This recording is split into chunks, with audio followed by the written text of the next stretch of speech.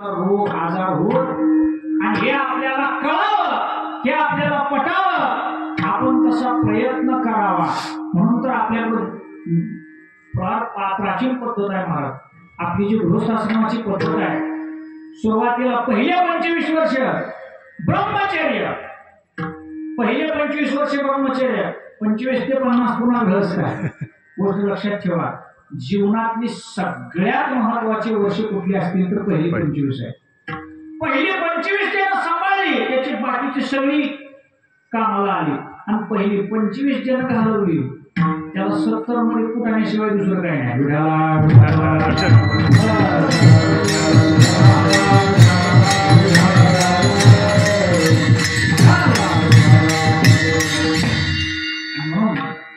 हनुमंतरायांचा जन्मोत्सव वास्तविक विचार जर केला तर इथे शंका यायला पाहिजे, पण आपल्याला येत नाही.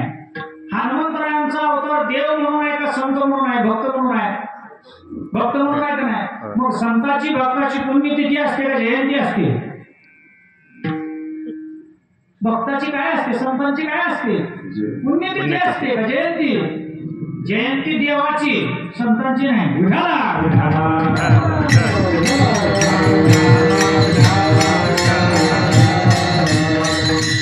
संतांची पुण्यतिथी, देवाची जयंती. तुमचं आमचं आपलं तर गोष्ट लक्षात ठेवा. संतांची पुण्यतिथी. मग हनुमंतराय जर भक्त आहेत, संत आहेत, तर त्यांची पुण्यतिथी व्हायला पाहिजे. जयंती कसं काय?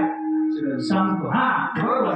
सप्त जे चिरंजीव सांगितलेले आहेत ते सगळे मी श्लोक म्हणून आपला वेळ घेणार नाही. 7 चिरंजीव सांगितलेले आहेत पैकी हनुमंतरायची. आज ही हनुमंतराय, जिथं जिथं रामाची कथा होते तिथं तिथं हनुमंतराय उपस्थित असतात. महाराज कुठेही असतात. रामाची कथा म्हणलं की हनुमंतराय आल्याशिवाय राहणार. कोणत्या ना कोणत्या रूपात हनुमंतराय येतातच त्या कथेमध्ये उपस्थित. म्हणून हनुमंतराय जोपर्यंत हे आहे चिरंजीव आहे म्हणून पुण्यतिथी नाही, जयंती. म्हणून हनुमान जयंती विठ्ठला.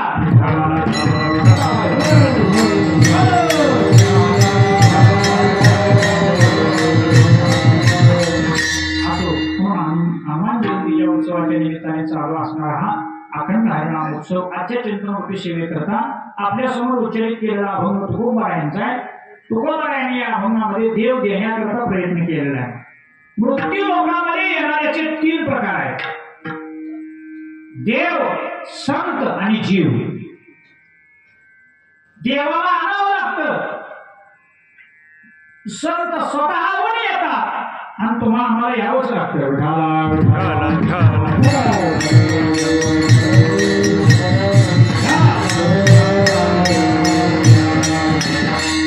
येणाऱ्याचे 3 प्रकार, येण्याचे प्रकार 3 आणि तिघाचं कर्तव्य वेगवेगळं.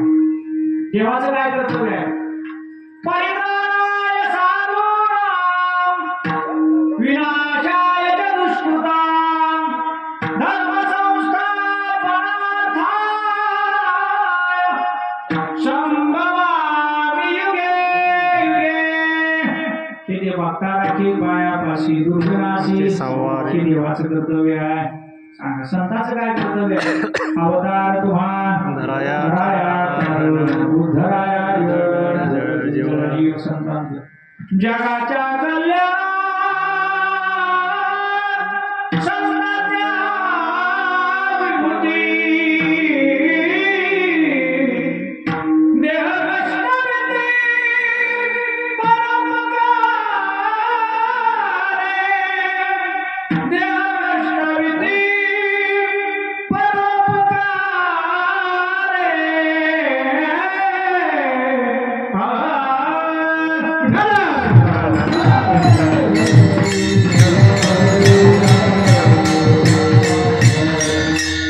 जगाच्या कल्याणात आपलं हित व्हावं, तुमचं आमचं चांगलं व्हावं, भलं व्हावं, आपला उद्धार व्हावा याच्याकरिता संतांचा अवतार आहे. संतांना स्वतःला काय कर्म तया ते कर्म उरले लोकाला गे आपल्यासाठी. संतांचा अवतार आपलं चांगलं व्हावं, भलं व्हावं, मोठं व्हावं, हित व्हावं एवढ्याकरिता.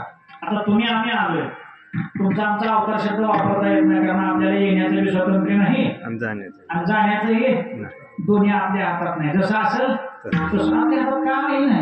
गोष्ट लक्षात ठेवा. म्हणून आपलं काय कर्तव्य आहे? महाराज आपल्याला आपल्या कर्तव्याचाच विसर पडलाय.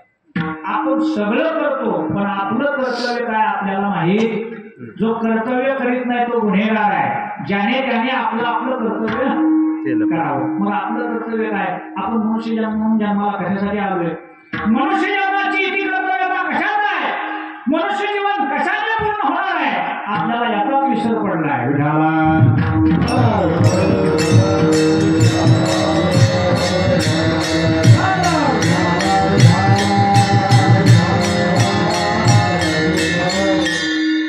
आणि आपल्या कर्तव्याची जाणीव आपल्याला संत करून देतात. आपलं काय कर्तव्य आहे. आपली आपण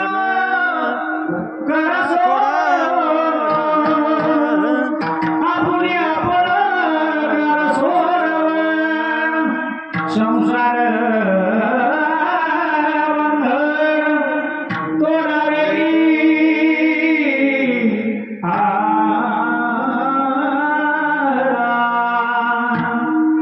आपली आपण सोडवणूक करायची आहे. संसार बंधनाचा तोडू फासा देवो आशा गीतेमध्ये बघा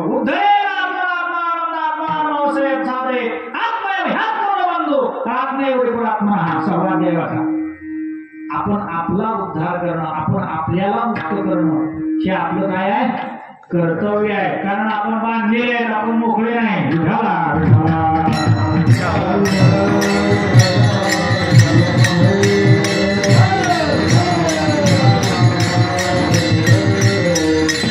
म्हणून आपण मुक्त होणं संसार बंधनाचा त्याग करणं